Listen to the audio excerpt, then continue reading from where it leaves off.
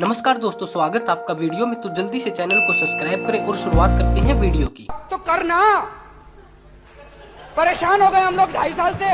कंगना ने अपने इंस्टा पर यह फोटो पोस्ट की है जिसमें कि उन्होंने राहुल गांधी की फोटो को ही एडिट किया है। दरअसल पिछले कुछ दिनों से लगातार संसद में विपक्ष की तरफ से जातिगत जनगणना कराने की बात की जा रही है। इसी टॉपिक पर बहस के दौरान बीजेपी लीडर अनुराग ठाकुर ने राहुल गांधी को ये तक कह दिया था, ओबीसी की बात, जनगणना की बात बहुत की जाती है। माननीय सभापति जी, जिसकी जात का पता नहीं वो गणना की बात करता है। और अब इसी टॉपिक पर कंगना रनौत ने ये पोस्ट की है जिसमें कि राहुल गांधी की ही एक एडिट फोटो, साथ में कंगना ने लिखा, जाति जीवी जिसे जाति बिना पूछे गणना करानी है। तो दोस्तों, अब संसद की ही बात चल रही है तो उसी से रिलेटेड एक और अपडेट के बारे में बात करते हैं। आपने सभापति का ये वीडियो तो देखा ही होगा जिसमें कि वो काफी जोर जोर से हंस रहे हैं। ये काफी फनी मोमेंट था, लेकिन पूरा मैटर क्या है मैं आपको दिखाता हूँ। आप ये क्लिप देखें, आप खुद ही समझ जाएंगे। श्रीमती जया अमिताभ बच्चन जी। सर सिर्फ जया बच्चन बोलते तो काफी हो जाता। यहाँ पूरा नाम लिखा था इसलिए मैंने रिपीट किया। ये जो है कुछ नया तरीका निकला है कि महिलाएं जो है अपने पति के नाम से जानी जाएंगी। सर मैं जया अमिताभ बच्चन आपसे पूछ रही हूँ। तो दोस्तों, अब बात कर लेते हैं नेक्स्ट अपडेट के बारे में। आजकल काफी ट्रेनों के एक्सीडेंट देखने को मिल रहे हैं। यह ट्रेन है कोरबा एक्सप्रेस, जो कि छत्तीसगढ़ के कोरबा से विशाखापट्टनम पहुंची और उसे अब कोरबा से तिरुमाला जाना था। जब ट्रेन 4 नंबर प्लेटफॉर्म पर रुकी तो उसमें अचानक आग लग गई। आग लगने के कारण इस ट्रेन के 3 कोच पूरी तरह से जल गए। हालांकि इसमें किसी को नुकसान नहीं हुआ है।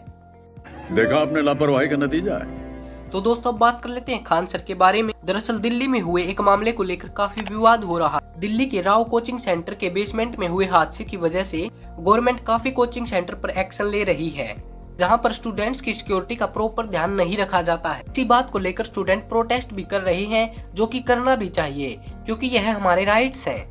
लेकिन खान सर का एक वीडियो वायरल हो रहा है जिसमें कि एक रिपोर्टर उनसे पूछ रहा है आपको अपना इंफ्रास्ट्रक्चर और मजबूत करना चाहिए। वह खान सर से फीस को लेकर भी कुछ कहता है। पहले आप ये क्लिप देखें। आपका इंफ्रास्ट्रक्चर आपको नहीं लगता है कि थोड़ा और दुरुस्त करना चाहिए? आप लोग अपना इंफ्रास्ट्रक्चर आप लोग उसको महल की तरह सोचिएगा तो क्लासरूम और महल में अंतर होता है। महल जैसा पैसा भी तो लेते होंगे आप पहले पता करके आइए कितने पैसे लिए जाते हैं। मैं समझ रहा हूँ कि आप अहंकार में लबालब है, बोल रहे हैं कि इंटरोगेशन, लेकिन सवाल तो बन रहा है ना। दोस्तों, खान सर वो टीचर है जो कि केवल 11 रुपए की फी में भी बच्चों को पढ़ा देते हैं। उनकी फीस और कोचिंग सेंटर के मुकाबले हमेशा कम ही होती है। जहाँ कई कोचिंग सेंटर 2 से 2.5 लाख रुपए में IAS की कोचिंग देते हैं, वही खान सर 8 से 10 हजार रुपए में IAS की कोचिंग देते हैं।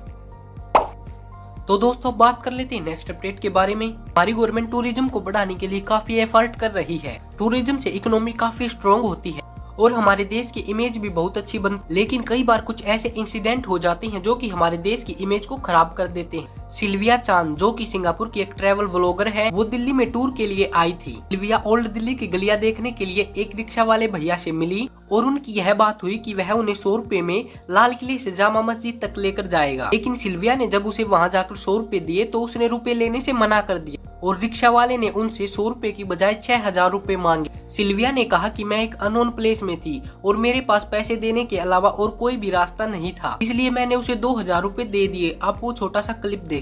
We got scammed in Old Delhi, India.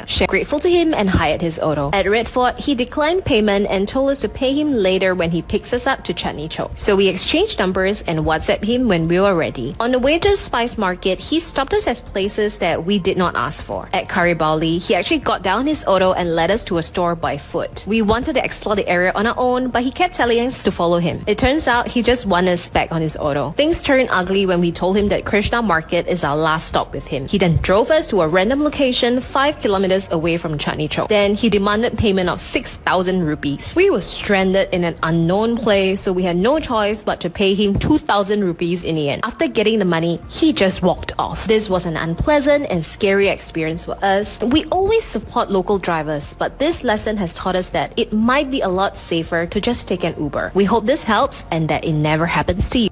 अरे बड़े खतरनाक लोग हैं।